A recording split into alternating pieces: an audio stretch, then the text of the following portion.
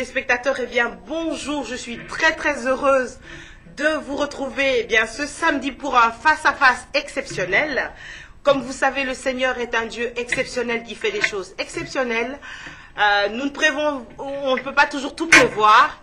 Et là, aujourd'hui, j'ai le plaisir de recevoir une servante de Dieu qui nous vient de Dallas, aux États-Unis, et avec qui nous allons partager le thème « Comment vivre la gloire de Dieu dans sa vie ?»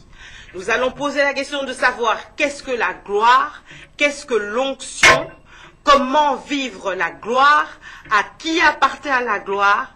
Tout ceci, nous allons le voir dans un instant avec la servante de Dieu que je reçois, la servante de Dieu, Ruth Ntumba. Bonsoir, servante de Dieu. Bonsoir, après-midi. Oui, c'est vrai, c'est l'après-midi. D'habitude, nos émissions sont le soir, pardon. Je suis très heureuse de vous recevoir, maman. Merci d'être là. Merci beaucoup. Je vais vous demander la prière, s'il vous plaît. Prions. Seigneur, nous te bénissons, nous te rendons grâce. Nous t'élèvons, Seigneur, parce que tu nous as réveillés ce matin. Tu nous as donné le souffle de vie. Tu nous as donné l'opportunité encore de parler de ton nom aux hommes et aux femmes. Yahweh, en ce moment, nous t'invitons. Viens nous conduire et nous éclairer. Seigneur, couvre-nous du sang de l'agneau. Lave-nous, sanctifie-nous, conduis-nous par le Saint-Esprit et que toute gloire te revienne dans tout ce que nous allons faire en ces lieux. Au nom de Jésus-Christ, nous disons Amen. Amen. Alors, je voudrais également vous remercier parce que nous avons fêté samedi passé nos 10 ans de TV La Voix en Jésus. Vous avez été nombreux à répondre présent. Merci pour votre fidélité. Merci d'avoir été avec nous. Et nous savons que le Seigneur va faire encore de grandes choses. Alors, vous savez que d'habitude, notre émission est une émission à micro ouvert, mais spécialement pour Face à Face, nous allons laisser la servante de Dieu nous parler de choses qui sont fondamentales pour la vie chrétienne. Donc, n'hésitez pas à poser vos questions sur ma page Facebook, Julie Chenda Mwamba. Donc, Sister Julie Chenda Mwamba. N'hésitez pas à poser vos questions inbox de manière anonyme et on pourra se permettre de vous répondre. Alors, je vais vous demander une petite présentation parce que on se connaît, mais tout le monde ne vous connaît pas. Les gens nous regardent un peu partout. Qui est Maman Ruth? Ok, merci beaucoup. Je remercie d'abord le Seigneur qui donne cette occasion pour que je passe à la télé live. En réalité, je ne le fais pas.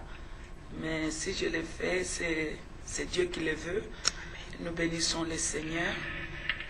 Je suis une simple servante de Dieu qui répond à ce nom-là de Ruth Ntumba Sienda ou Tienda. Et puis j'habite Dallas. Je suis mère de 6 enfants. Je suis mariée. Je suis servante de Dieu. Amen. Merci beaucoup. Alors, le parcours, on n'a pas trop de temps, mais c'est important de parler de votre parcours. Comment est-ce que c'est arrivé que vous puissiez servir Dieu aux États-Unis et dans une dimension, ça on va en parler tout à l'heure, qui est quand même exceptionnelle. Comment ça a commencé? En fait, ça a commencé avec une grande révélation. J'étais en prière en train de chercher la face de Dieu. Mais c'était en 2001. Alors, j'ai vu une grande vision au-devant de moi. J'ai vu des avions qui pénétraient des tours là-bas à New York. Et j'ai vu aussi un avion qui allait pour pénétrer la Maison Blanche. Mais il y avait un ange géant avec un bouclier à la main et une lance. Le bouclier était à gauche et une lance à droite. Et une voix qui vient dans le ciel qui dit « Non, il ne faut pas détruire cette maison parce que j'ai encore des serviteurs là-dedans. » Et je vis dans chaque coin qu'il y avait des enfants de Dieu à genoux qui étaient en train de prier pour la maison, pour quelque chose. Alors c'est comme ça que on m'a montré les Pentagones et autre chose. Et puis la deuxième partie, ça concernait le Congo, j'ai vu beaucoup des avions de guerre qui couvraient totalement le Congo. Et une fois qu'il dit non pas ici, mais en Irak. Et la troisième partie, ça concernait le peuple de Dieu, le peuple juif. Et ça, je garde pour moi-même. Amen. Alors, c'est comme ça que, quand je me suis réveillée, j'ai appelé ma mère spirituelle qui était en Virginie et moi, j'étais à New York. Je lui ai parlé du rêve. Il m'a dit non, il faut venir me voir. Et dans les rêves, on me disait, dans 7 jours, encore 7 jours, ces choses vont prendre place.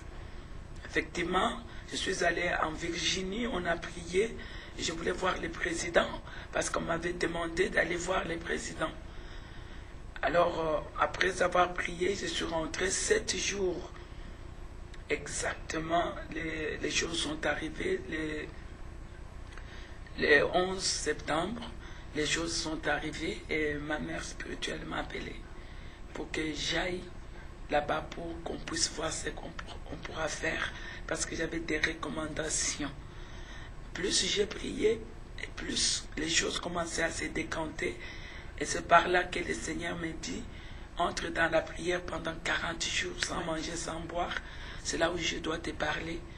Et je suis entré en prière. Et là, le Seigneur me dit, cherche-moi, cherche ma gloire. Moi, j'ai dit, mais ça, c'est quoi?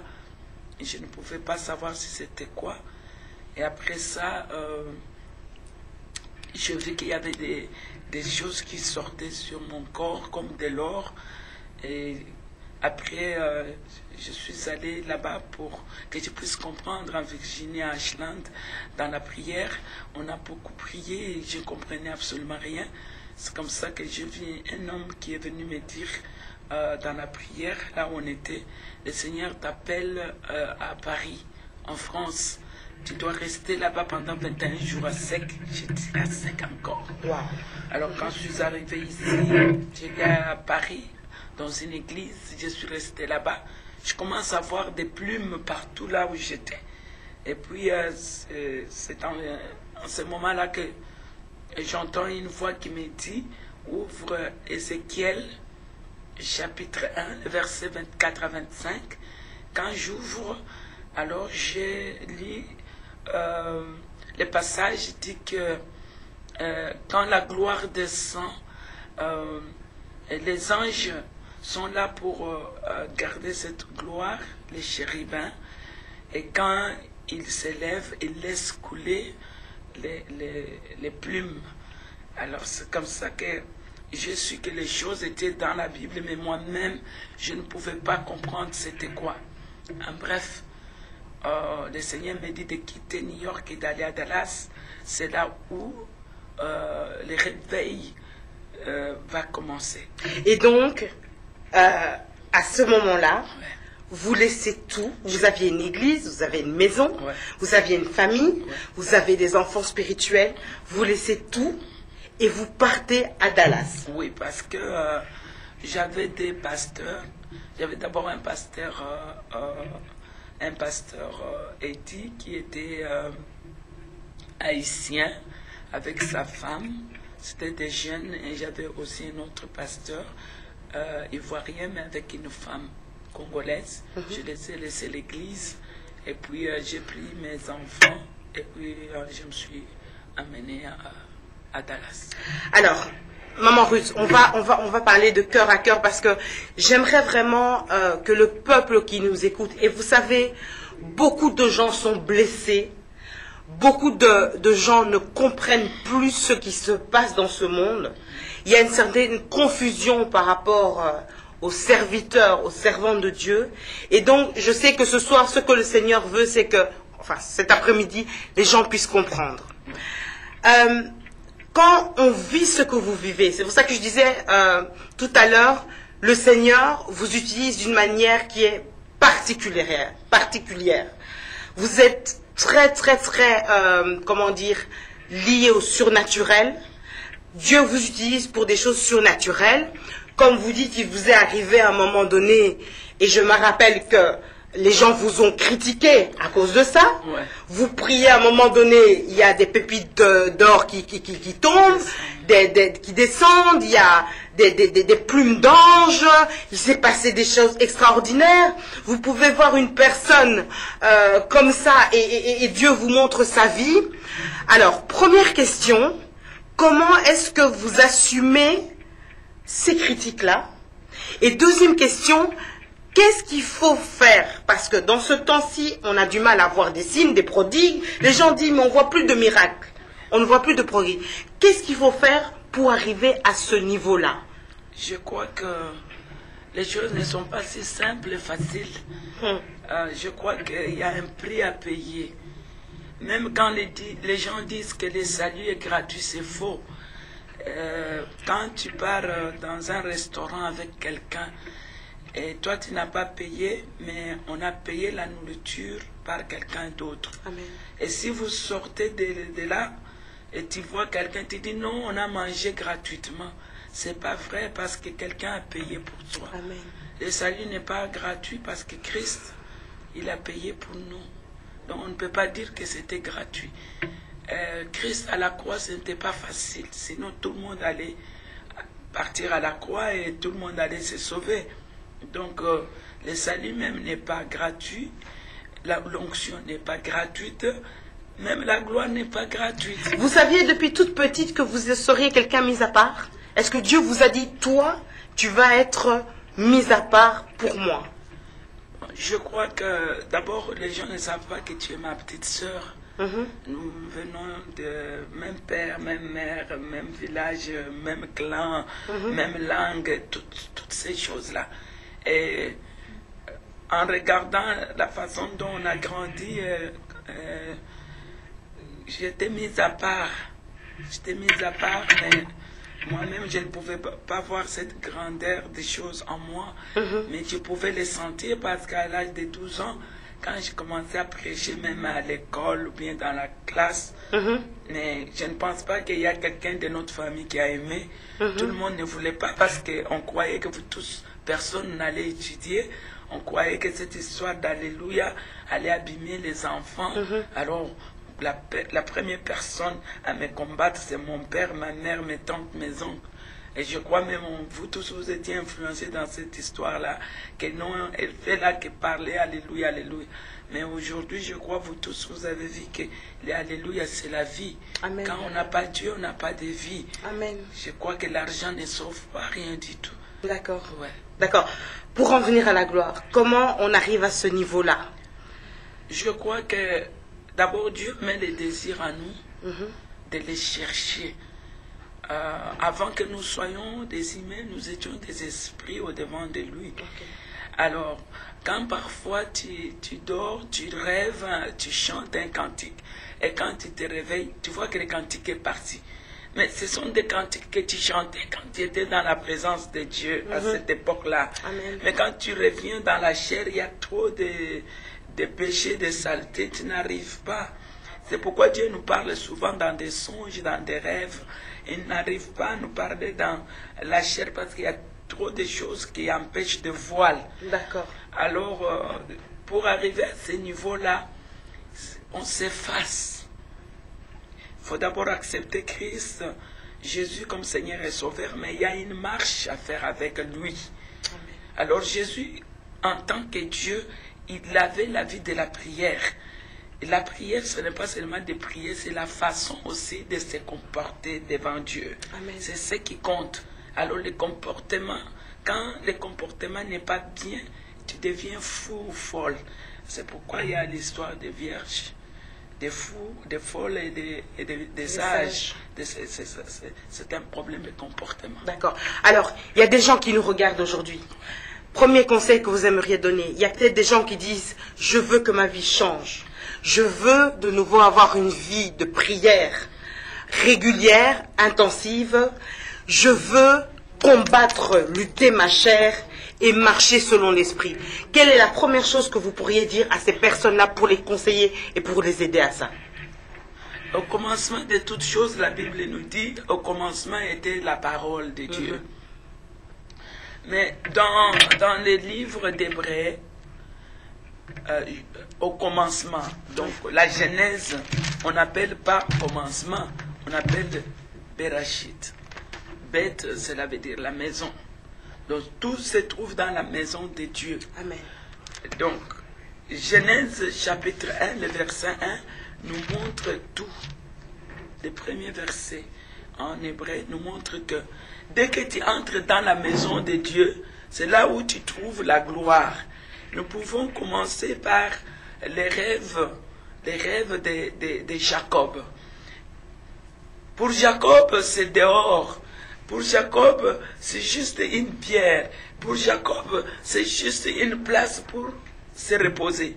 Mais il ne savait pas que Dieu a mené ses pas jusque dans sa maison. Tu comprends? Oui. Quand il arrive là, il dort, il voit un rêve. Il voit que c'était une maison dans laquelle il y avait des échelles, des gens montaient, descendaient. Et quand il se réveille, il dit, ah, je ne savais pas que c'est ici la maison de Dieu, c'est ici la porte du ciel. Il ne savait pas. Donc, dès que la personne est dans la maison de Dieu, comme la Bible, nous l'appelons la Bible, et nous appelons Genèse, mais ils n'appellent pas comme ça. Genèse, c'est Berachit, cela veut dire la maison de Dieu. Beth Amikdash, la maison de la sainteté. Dès que la personne entre dans ces lieux-là, tu es en contact. Donc, même si tu ne fais pas un effort, il y a des choses qui changent et qui se transforment de soi-même à cause de la place où tu es. C'est la présence, de présence Dieu. Là, oui. Amen. Comment rentrer dans cette présence-là? Comment rentrer dans cette présence? La première des choses, il faut s'effacer. Amen. Vous savez, il y a des choses qui nous voilent. Parce que le même monde, en hébreu, ça s'appelle voile. Alors, qu'est-ce qui fait que l'homme n'arrive pas à voir Dieu ou l'homme n'arrive pas à aller vers Dieu? C'est le voile. La première des choses, quand Adam et Ève, quand ils ont péché, la Bible nous dit ils ont chuté. Quand tu chutes, cela veut dire qu'il y a un voile qui te voile entre toi et Dieu. Donc ils ont chuté à tel point qu'ils ne pouvaient plus voir Dieu. Mais Dieu était toujours là, mais ils ne pouvaient pas le voir. Maintenant le problème, c'est le problème de traverser les voiles, d'enlever les voiles. Parce que quand Jésus-Christ est venu, quand il est mort à la croix, nous voyons que quelque chose s'est passé dans le temple. Amen. La première des choses, la Bible nous dit, le voile s'est déchiré. Le premier temple, c'est notre corps. Comme 1 Corinthiens chapitre 3, le verset 16 le dit, ne savez-vous pas que votre corps, c'est le temple du Saint-Esprit? Or, dans le temple, on nous montre d'abord qu'il y a des voiles. Et la première des choses qu'il faut combattre, c'est les voiles. Amen. Nous allons voir. Quand il y a eu le temple en Israël, nous voyons qu'il y avait courtière, il y avait je ne sais pas comment on appelle ça, courtière en français. Il y a les saints, il y a les saints des saints. Alors, quand maintenant l'homme quitte la cour pour entrer dans les saints, il y a un rideau qui les sépare. Alors, ce rideau-là, personne ne va pas te dire de ne pas entrer de l'autre côté du rideau. Mais c'est la façon dont tu vas te sanctifier. C'est la façon dont tu vas te repentir qui va faire que tu traverses les rideaux. Donc, beaucoup de gens, si j'ai bien compris, trop de gens sont encore dans les parvis. Exact, les parvis. Ok. C'est là où il y a les choristes, nous les pasteurs. Il y a les sacrificateurs qui doivent recevoir les gens qui veulent se repentir. Tout se passe dans les parvis. Alors, entre les parvis et les saints, il y a un rideau. Alors, comme il y a un rideau, plus tu t'avances, si tu ne t'es pas bien sanctifié, le rideau devient comme un mur. Il n'y a personne qui va te dire n'entre pas de l'autre côté. C'est le rideau là qui va t'empêcher. Maintenant, quand tu entres dans les saints, il y a du pain là-dedans et il y a les sacrificateurs qui travaillent là-dedans. Il n'y a pas tout le monde qui travaille là-dedans. Alors, maintenant, quand vous êtes là, vous êtes en train de travailler, il y a les pains qui quittent les lieux très saints pour entrer dans les lieux saints. vous travaillez.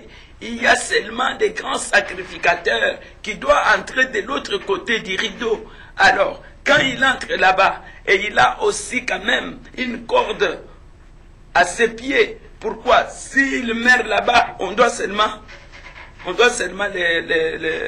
tirer la corde. Donc toi, tu ne peux pas entrer là-bas parce que tu n'es pas supposé d'entrer là-bas. Mais à la mort de Jésus, quelque chose s'est passé.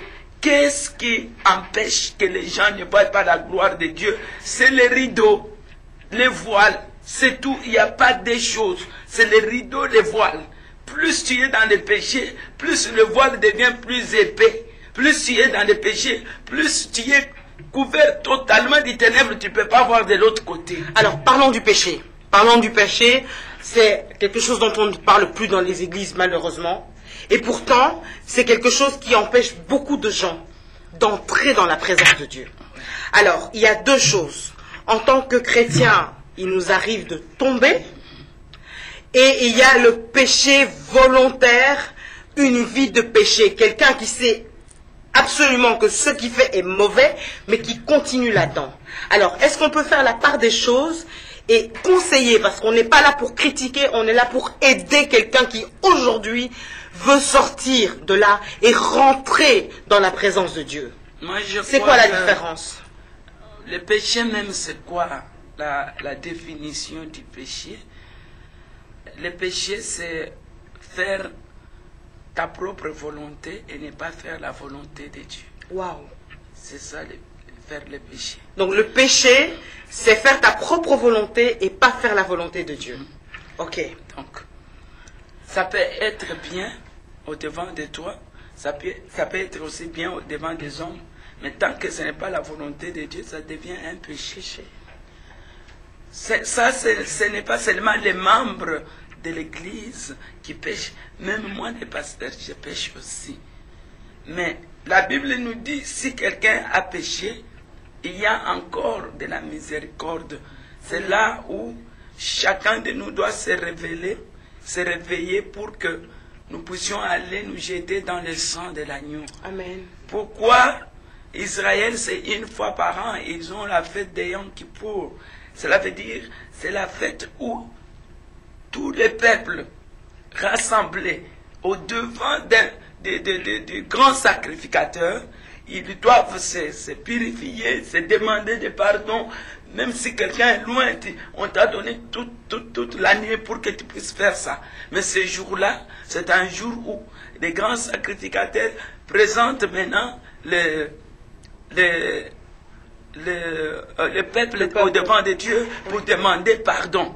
Amen. Mais pour nous les chrétiens, ce n'est pas une seule fois par an, mais c'est chaque jour, chaque instant où tu tombes. Ce n'est même pas des pasteurs qui doivent aller pour demander pour toi. Le rideau a été vraiment déchiré, les voiles, pour que chacun de nous puisse avoir l'accès. Ce n'est plus le sang de l'agneau ou des bêtes, mais le sang du grand sacrificateur. C'est Jésus-là. Il est déjà au devant du trône de Dieu avec ses sangs. Donc dès que tu entres, on t'accepte, on t'accueille. Donc ça n'a rien à voir avec si le pasteur t'aime ou le pasteur ne t'aime pas. Si tu es enfant du pasteur ou tu ne l'es pas. C'est le problème entre la relation de l'homme et de la femme et avec Dieu. Donc, ici, il n'y a pas à dire que mon pasteur ne veut pas ou mon pasteur veut, ou tel ne m'aime pas ou tel m'aime. C'est que moi j'encourage à tous ceux qui nous écoutent aujourd'hui qu'il y a le sang de l'agneau au devant du trône de Dieu. Amen. Pour que chacun de nous, quand tu tombes, relève-toi, entre dans la présence de Dieu avec ses sangs.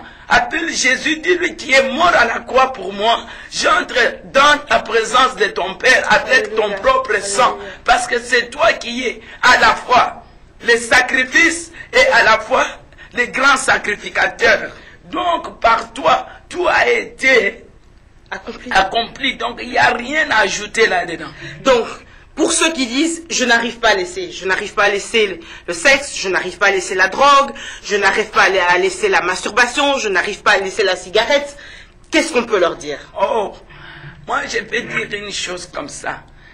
les gens croient que les grands péchés, c'est la masturbation, la drogue. Mais les mensonges et la haine, l'hypocrisie, tout cela, c'est du péché aussi qui tue. Mais pourquoi on veut condamner seulement les gens qui prennent la drogue? Moi, j'aime ces gens-là parce que je sais ce qu'ils font, je peux l'aider facilement. Mais la personne qui a la haine dans son cœur, tu ne peux pas l'aider parce que tu ne sais pas. Donc, tout le monde dont la conscience va parler, parce que Dieu parle dans la conscience de l'homme. Si Dieu te parle dans la conscience que ce que tu fais là, ce n'est pas bien, Dieu encore, il va t'aider. Si Dieu va t'aider par la parole, il va t'aider. S'il va t'aider par quelqu'un d'autre, parce que Dieu, il ne te laissera jamais seul. Amen. Il va t'envoyer quelqu'un qui va t'aider avec beaucoup d'amour pour te comprendre dans tes faiblesses. Amen. Et pour te ramener. Je crois que c'est ce qui est important. Ouais. Parlons de la gloire. Amen. Parlons de la gloire. J'aimerais qu'on parle de la gloire, qu'on parle de l'onction, qu'on parle du Saint-Esprit. J'ai le sentiment que malheureusement, un des problèmes dans beaucoup d'églises, c'est qu'on a mis le Saint-Esprit de côté. Et quelque part, c'est peut-être pour ça que la gloire de Dieu n'est plus manifestée. Qu'est-ce que vous aimeriez dire par rapport à ces trois sujets ô combien importants? La gloire, l'onction et le Saint-Esprit. Amen. Amen. Je vais essayer de ne pas vous interrompre. Vous venez de toucher à quelque chose de grand. D'abord, nous devons rentrer dans les origines des Écritures pour comprendre des sujets comme ça.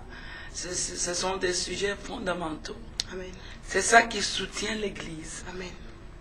Donc, si nous regardons très bien,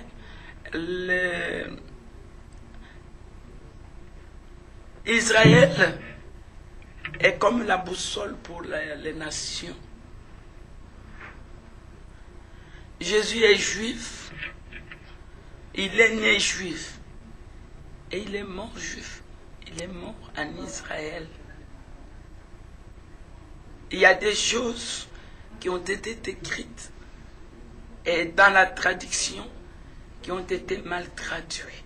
Est-ce que c'était consciemment ou inconsciemment? Dieu seul sait. Il faut préciser que vous êtes depuis de très nombreuses années très liés avec les Juifs, avec Israël, et que actuellement, depuis de nombreuses années, vous vous intéressez aux traductions authentiques, hébreuses, que vous lisez beaucoup l'hébreu pour comprendre pourquoi. Parce que les traductions que nous avons reçues toutes, beaucoup de choses ont été changées, transformées, rien que par l'Église catholique, avec certains rois qui ont changé le calendrier, etc. Ok. Je vous laisse continuer. Je voulais d'abord, à chaque fois, quand on ouvre la première page de la Bible, on nous montre la version, la ceci, on dit Bible d'études ici, version du Semmer 2000, traduite en français d'après les textes originaux, hébreu et grec. Ok. Donc si la Bible elle-même a dit ça, d'après les textes originaux, hébreu et grec, donc nous tous, on doit rentrer dans ça. Amen. Amen. Donc, ce n'est pas moi qui dis ça. Donc, on est en train de t'envoyer, on te dit, fais attention, rentre dans ce qui est original. Mais parfois, on n'arrive pas à comprendre. On nous dit ici, d'après les textes originaux, hébreu et grec. Ok. Mais entre hébreu et grec, je vais choisir quoi? Je vais choisir quoi? Je vais choisir grec. Jésus n'était pas grec quand même. Je vais choisir hébreu. Amen. Amen. Alors, vous nous avez posé une question d'abord de savoir quelle est la différence entre le Saint-Esprit, l'onction, la gloire, parce que nous voyons qu'il y a beaucoup de choses qui entrent dans l'Église et on ne parle pas du péché, on ne parle pas de ceci. Alors nous allons rentrer d'abord pour voir est-ce que réellement cette histoire, ça se trouve dans la Bible. Les psaumes 63, le verset 3, il nous dit ceci. Donc si vous pouvez noter, psaume 63, verset 3. Ok. C'est pourquoi, dans ton sanctuaire, je te contemple, pour admirer la puissance, la gloire. C'est pourquoi dans ton sanctuaire, je te contemple, pour admirer ta puissance, donc ton onction et ta gloire. Donc, il y a des choses, quand nous entrons dans l'église, dans le sanctuaire, c'est bien ici défini, et c'est bien ici, on a montré la différence, qu'il y a une différence. D'accord. L'onction n'est pas la gloire. Maintenant, je veux parler. L'onction, en réalité, c'est quoi? Il y a les symboles de l'onction, que les gens croient que c'est ça l'onction. L'onction vient de Dieu. C'est une puissance, comme on dit, une énergie spirituelle que Dieu te donne pour faire un travail. Amen. À l'extérieur de toi. Une habilitation. Voilà. Alors, c'est Dieu qui te donne ça. Mais c'est accompagné avec quelque chose de symbolique. Et souvent, c'était donné à un roi, à un prophète ou à un sacrificateur. Et on utilisait de l'huile. Nous ne pouvons pas entrer vraiment dans ça parce que ça prend beaucoup de temps, de notions. Pourquoi l'huile et pourquoi ça? Alors ça s'accompagnait avec de l'huile, mais pas n'importe quelle huile. C'est seulement l'huile d'olive. Et ça aussi, ça a une importance capitale dans ça. Alors, quand un homme était choisi par Dieu pour une telle ou telle fonction, automatiquement, on devrait aussi l'accompagner avec l'application de cette onction-là, de l'huile de l'onction. Et Dieu ne voulait pas qu'on puisse faire une copie de ça. Aujourd'hui, nous voyons aussi des copies de l'huile de l'onction. Alors, si nous regardons maintenant à ce qui concerne la gloire, nous allons prendre vite l'exemple de Moïse, comme on n'a pas beaucoup de temps pour aller vérifier tout ça. Beaucoup des enfants de Dieu le savent. Moïse, après avoir vu beaucoup de miracles, il n'y a pas un homme sur la terre qui a vu de tels miracles. Et Dieu a fait ces miracles par sa propre main. Il y a des choses qui ont été écrites et des choses qui n'étaient pas écrites, comme à Jésus aussi. Mais nous voyons l'océan ou la mer plutôt, la mer qui se divise et des gens passent à pied sec. Nous voyons ces peuples qui est nourri dans les déserts. Ce sont des grands miracles. Mais à un certain moment, il a dit, montre-moi ta gloire. Et si nous lisons, la Bible nous dit, Moïse voulait voir la gloire de Dieu. Et Dieu lui a dit, personne ne peut me voir et vivre. Mais lui, il a demandé la gloire. Mais comment Dieu dit, personne ne peut me voir et vivre. Donc la gloire, c'est Dieu. On ne peut pas dissocier Dieu avec la gloire. La gloire, c'est Dieu lui-même. Alors maintenant, Moïse lui demande, mais si toi tu ne te lèves pas pour aller avec nous, si je ne vois pas ta gloire, alors laisse-nous mourir dans le désert. Dieu dit non, j'ai une place ici à côté de moi, j'ai un rocher. Si tu te caches là, mais moi je vais te couvrir avec ma main. Comme ça, quand je vais passer, tu vas me voir du dos. Alors nous voyons maintenant quelque chose. Ce rocher-là, plus loin et plus tard, Paul nous dit que c'était Christ. Ils ont bu au rocher qui était Jésus. Amen. Dans le désert. Donc, nous voyons très bien que quelque chose s'est passé. Dieu ne voulait pas que Moïse puisse le voir en face, mais qu'il puisse voir seulement son dos. Je vais mettre ma main. Quand quelqu'un te met dans un rocher et il met sa main, qu'est-ce qu'il fait? Il est en train de te diminuer. Tout à fait. Donc, plus tu te diminues, plus tu verras Dieu. Plus tu te diminues, plus tu le verras tel qu'il est. D'accord. On va revenir, c'est très très très important, maman.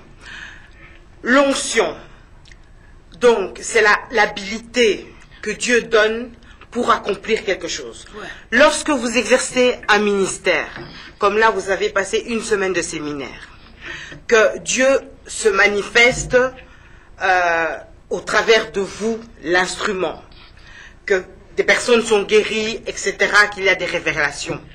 Est-ce que c'est l'onction ou c'est la gloire de Dieu? Comme beaucoup disent, ah non, moi j'ai l'onction, moi j'ai l'onction, moi j'ai l'onction.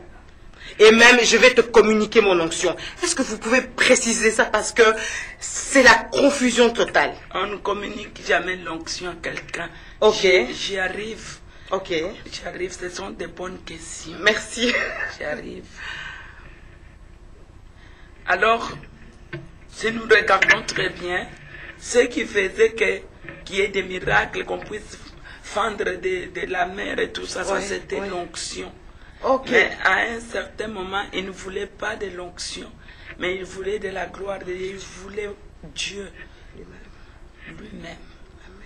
Alors, qu'est-ce qui arrive? Nous voyons Jésus répondre à cette question avec en Matthieu chapitre 25,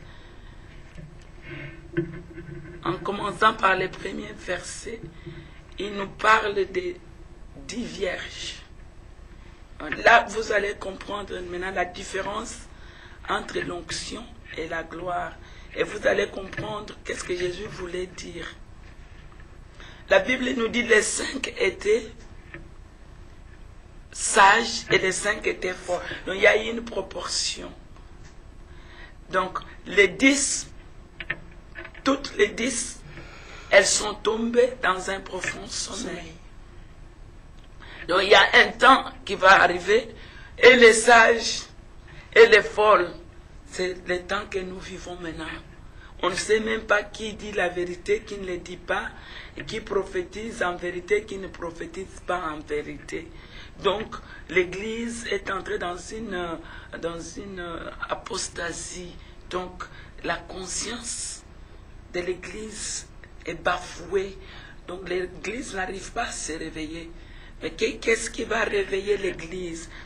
La Bible nous répond dans Matthieu toujours 25 et dit ceci. Alors, quand les 10 ont entendu quoi? Le son de la trompette. Alors, nous sommes arrivés maintenant au moment de la trompette, la nuit et le matin de la trompette. Bientôt là, l'Église va se réveiller. Amen. Bientôt. Amen. Alors, quand l'Église se réveille donc, les 10 vierges se réveillent. Maintenant, les 5 ont vu quelque chose. Donc, par rapport à quoi? Par rapport à la flamme. Qu'il n'y a plus de l'huile. Donc, quand la flamme commence à changer la couleur, c'est là où on saura que l'huile manque dans les lampes. Okay. Alors, où est-ce qu'on trouve des lampes dans les temples? On ne trouve pas de lampes dans la courtyard. C'est quoi que vous avez dit? Courtyard. Parvis? Des parvis. Okay. On ne trouvait pas de lampes dans les parvis. Les lampes, en hébreu, ce n'est pas lampe, c'est des chandeliers. C'est des chandeliers. Donc, on ne trouve pas de chandeliers dans les parvis. Les chandeliers étaient dans les saints. Donc, Dieu est en train de donner les messages aux saints qui sont dans les saints maintenant. Donc, qui ont des lampes, qui ont des chandeliers. Alors, quand ces gens-là ont des chandeliers et ils dorment, alors, si vous rentrez, vous allez voir quelque chose.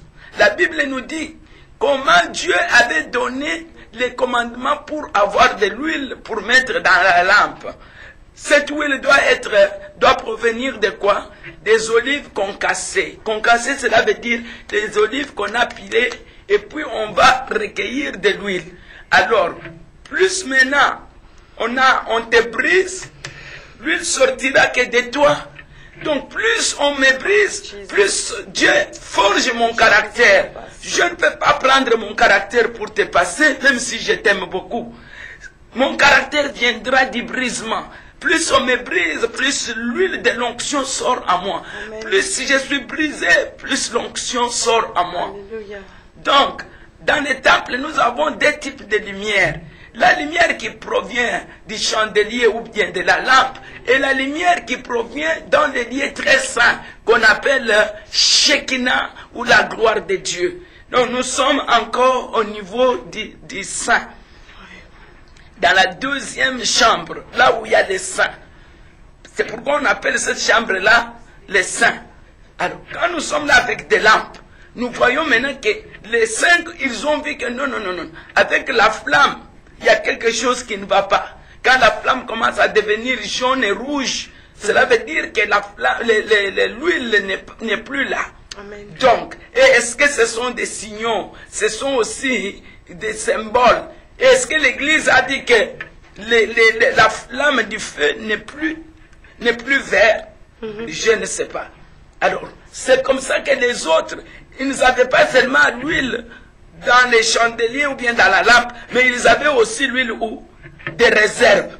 Maintenant, ils veulent qu'on leur donne de l'huile de réserve. Non, ils ont dit nous ne pouvons pas. Cela veut dire, plus je suis brisé, plus mon comportement change, et plus j'ai beaucoup d'onction. Je ne saurais pas te donner mon caractère qui a été forgé par les brisements. C'est impossible. C'est pour ça qu'on ne peut pas envier qui que ce soit. Voilà. Parce que chacun a son histoire. Voilà.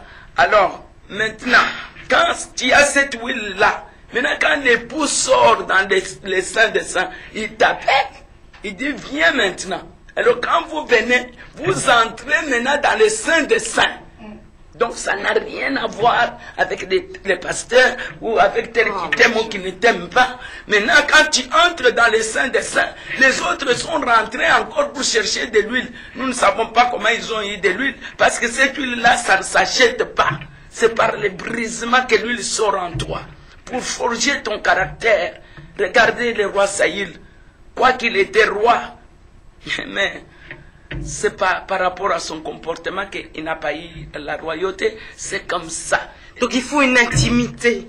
Il faut une intimité avec Dieu, avec le Seigneur. Il faut une vie avec Dieu, une histoire avec Dieu. Voilà, ce n'est pas que quand tu es dans l'intimité, tu oublies ton mariage, tu oublies les enfants, tu oublies de travailler. Parce qu'il y a des gens, quand ils veulent l'intimité avec Dieu, ils commencent à oublier ce que Dieu les a donné comme tâche et responsabilité. C'est dans ça qu'on verra même Dieu. C'est dans ça qu'on verra cette onction-là travailler. C'est dans ça qu'on verra même que Dieu est en train d'aller avec toi quelque part. Vous comprenez? Il nous reste 10 minutes. J'ai absolument besoin que vous parliez d'un peu du Saint-Esprit et d'un sujet que vous avez abordé hier qui est très important, qui va un peu résumer tout ce que vous avez dit. Le désert, d'où l'importance du désert. Donc, l'esprit, quelle est la place de l'esprit et quelle est la relation que nous devons absolument avoir essentiellement avec le Saint-Esprit par rapport à tout ce que vous venez de dire. Vous savez que vous abordez des notions qu'on ne peut pas traiter dans une heure. Oui, je sais. Ce sont des grandes notions. D'abord, comment on appelle le Saint-Esprit en hébreu? Ruach Akadosh. Ok? Ruach Akadosh, qu'on peut appeler Shekinah. Donc, c'est cette présence de Dieu qui vient toujours habiter avec les hommes. Vous comprenez? Amen. Alors, Ruach Kadosh en hébreu, c'est au féminin, ce n'est pas au masculin. Mais ici, dans notre traduction, c'est déjà le Saint-Esprit, donc ça fauche déjà. Donc même les moyens de comprendre les choses. Donc le Saint-Esprit, c'est le féminin de Dieu. Okay. Donc, quand vous avez un homme et une femme, donc Dieu les créa tous à son image. Donc l'image de l'homme et l'image de la femme, c'est ça l'image de Dieu. Mais chacun d'eux a un rôle très important et différent. Alors comme Ruach Kadosh est en féminin, qui n'a rien à voir avec les masculins qu'on nous a donnés. Donc ça fauche même la compréhension. Parce que quand la Bible nous dit, vous ne savez même pas comment prier, dans Romains, je crois, chapitre 8, le verset, je crois, vers le 32e verset, je pense, et dit, vous ne savez même pas comment prier. Mais le Saint-Esprit, il sonde les pensées de Dieu, il connaît qui est Dieu, et il intercède avec des soupirs inexprimables. Allons dans une église là, l'église catholique, ils ont dit que pour passer vers Dieu, il faut d'abord passer par Marie, qui est la mère de Jésus. Ce qui est vrai, pour passer, aller vers Dieu, il faut passer par le Saint-Esprit. Ce n'est pas par Marie, c'est parce que le Saint-Esprit, c'est le féminin de Dieu. C'est pourquoi, pour avoir Jésus ici sur la terre, c'est le Saint-Esprit qui devrait la coucher d'abord. Ce n'était pas d'abord Marie. C'est le Saint-Esprit du côté féminin de Dieu. Vous comprenez? Alors les Roua Kadosh, quand il vient pour allaiter, il vient pour nourrir, il vient pour conseiller, il vient pour enseigner. C'est lui qui fait tout. Vous comprenez? Donc, le Saint-Esprit, on le trouve dans le désert. Il était avec les enfants de Dieu. Et quand Dieu t'amène dans le désert, c'est pour les retrouver là-bas. Parce que c'est l'eau qui étanche la soif. Le Saint-Esprit, c'est l'eau qui étanche la soif. Mais se trouve où? Dans le désert. Et quand tu vas dans le désert, tu creuses, tu vas le trouver. Est-ce qu'on a chassé le Saint-Esprit des églises? Oui, on l'a chassé parce que le Saint-Esprit est tellement sensible. Il suffit de faire des choses comme ça. Et la Bible nous dit dans le livre des Thessaloniciens qu'il ne faut pas l'attrister. Donc si vous l'attristez, il vous laisse, vous faites ce que vous voulez. La Bible nous dit que quand il viendra, il vous enseignera dans toute la vérité. Il vous rappellera tout ce que je vous ai dit, et il va vous donner, il va vous dire des vérités, il va vous donner des choses. Donc si vous êtes là et vous ne l'écoutez pas, mais vous allez commencer à faire ce que vous voulez. C'est comme ça que nous l'avons chassé. Ok. Maman Ruth, il nous reste 5 minutes, je vais vous laisser faire la conclusion. J'espère vous retrouver très bientôt, parce que pourquoi est-ce que ce genre de choses fondamentales, on n'en entend pas plus parler, alors que ça va servir, guérir beaucoup de serviteurs, beaucoup de chrétiens? Pourquoi est-ce qu'on ne parle pas plus de ces choses qui sont fondamentales? Je crois que ces choses doivent arriver. Sinon, Amen. Jésus n'est pas Dieu. Amen. La Bible nous dit qu'il y a un temps où les 5 folles et les 5 sages vont dormir. Les 10 vont dormir. Même ceux qui connaissent vont dormir. Donc cela veut dire que c'est un temps qui devrait arriver, qui était déjà prévu.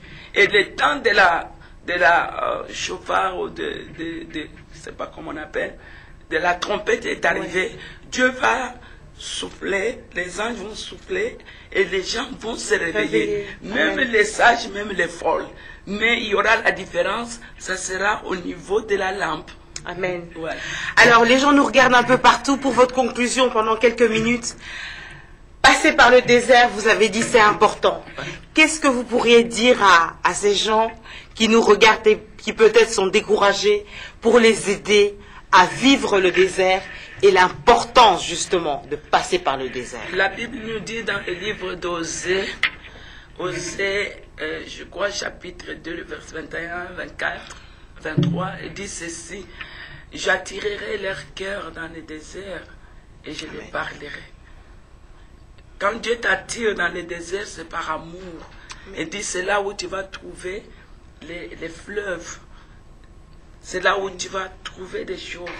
Parfois, nous ne voyons pas, mais c'est comme ça que Dieu traite les choses. Amen. Donc, plus tu es puni et plus tu es aimé. Et moi, je t'encourage, mon frère et ma soeur, il ne faut pas fuir ton désert parce que tu vas les retrouver là où tu vas fuir. Le désert, il te trouvera partout, même dans ta chambre. Mais ce qu'il faut, il faut bien les gérer parce que c'est dans les déserts où il y a les temps d'eau.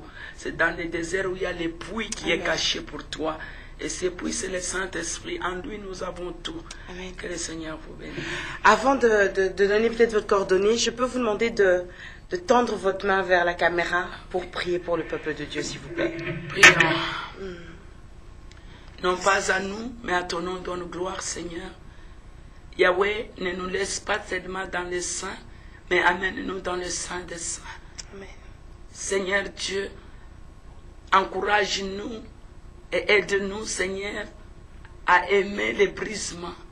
C'est dur pour que nous puissions être brisés, que l'huile sorte en nous. Car dans ton temple, il y a deux sortes de lumière. La lumière qui est dans les saints et la lumière qui est dans les saints des saints. La lumière qui est dans les saints, c'est la lumière qui provient de nous-mêmes, de ce que tu as mis en nous, du brisement. Mais la lumière qui est dans les saints des saints, c'est la lumière qu'on appelle Shekinah, celle qui vient d'en haut. Seigneur, à toi seule gloire, honneur, magnificence.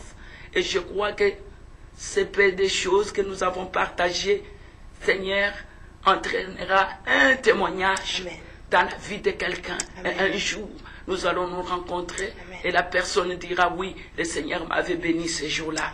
À toi la gloire, l'honneur, la magnificence, la majesté pour les siècles des siècles. Au nom de Jésus-Christ, nous disons Amen. Amen. Vos coordonnées pour quelqu'un qui aimerait vous joindre, comment vous joindre? On peut me joindre par les coordonnées du pasteur Corneille, ici en Belgique, et les coordonnées de maman Régine. D'accord. Donc ce qu'on va faire, parce que nous n'avons pas, je n'ai pas sous les yeux le numéro du pasteur Corneille, je vais vous demander, au cas où vous désirez contacter maman Ruth, appelez-nous ici directement, appelez Papa l'État au 02 450 47 32, 0032 2 450 47 32, ou sinon sur ma page Facebook, Julie Tchenda Mwamba. N'hésitez pas, inbox, on n'a pas besoin de votre nom, même dans l'anonymat, n'hésitez pas. Soyez bénis et n'oublions pas, Jésus doit rester notre priorité. Merci de nous avoir suivis, merci à Papa l'État. Dans quelques instants, votre émission de louange adoration plus près de toi. Moi, je vous retrouve mercredi avec le pasteur Jean-Jacques Omba pour terminer l'émission sur la délivrance. Que Dieu vous bénisse. Bye bye. Alléluia. Alléluia. Alléluia. Alléluia.